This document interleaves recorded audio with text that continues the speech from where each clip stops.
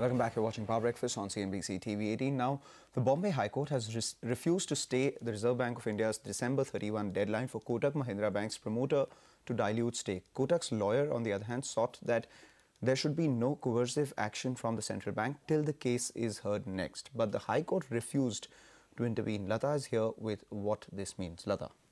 Well, that precisely is the additional information we picked up after the initial statement that the hearing is now on Jan 17 and the RBI's deadline will not be stayed by the court. The big fear is if the deadline is not stayed, then will Kotak get some penalty? For instance, Bandhan Bank was not allowed to open fresh branches except with RBI permission, and the MD's salaries were also frozen. So the fear for Kotak Bank was, will they get another punishment and a different punishment? So hence the request to the court that, we fear that there will be penalties. And can those penalties be stayed? The court refused to stay the penalty, and all that you could extract was from the council, that RBI is a responsible organization. Now, this leaves Kotak somewhat safe because it will not be a killer penalty.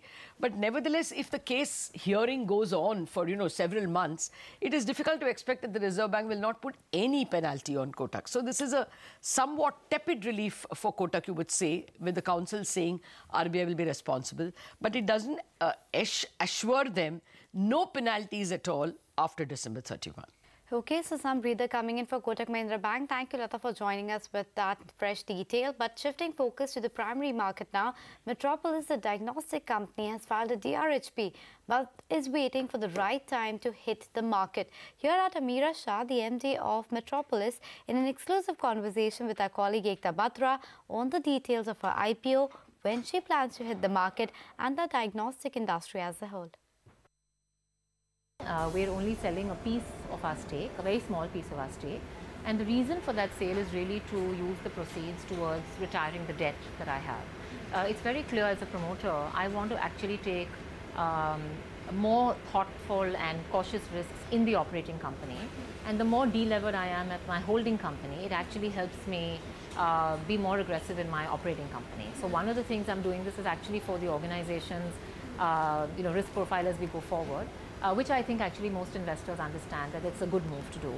Carlyle is also not exiting fully. They're only exiting a piece of their investment. So how much are they planning to exit? What we've mentioned so far in the DRHP is about 2/3 of their holding. So they'll continue holding 1/3. And so how much would the promoter holding fall to? Close to 60. Good news is time is on our side. We're not in any rush. We don't have any urgency to look at a public issue sort of in the next 30 days or 60 days where cash flow is going to be a problem. So therefore, we want to do things in a way which is smart for the organization. India is in a quite uncertain space over the last few months. I think with some of the crisis of confidence that happened, some of the macroeconomic issues with the elections, it's been quite up and down. So I think we want to, we are going to carry on with the process and then just wait and watch what's the right time and accordingly look at the potential list. We are in a quite thankful position of being comfortable, and therefore we would like to do it at the time when the market is ready to see us for what we really are and willing to validate and value us for what we really are. The numbers that you see in the markets today are far more probably sustainable valuations. The numbers that you saw post-listing was really an issue of demand and supply. There are very few healthcare stocks which were listed at the time, 2015, very few hospitals which were listed, and there was only one pathology company which was getting listed. So really it was a matter of demand and supply. After that, if you see in the last 3 years, many more hospital operators have listed, one more pathology company has listed. So I don't think you see the same demand-supply gap. So therefore, you're seeing valuations at a more sustainable level. All right, so with that, we take a short break. Come back, we get you an exclusive conversation with the president of Coca-Cola India on the company's India plans going forward, 25 years of Coca-Cola in India.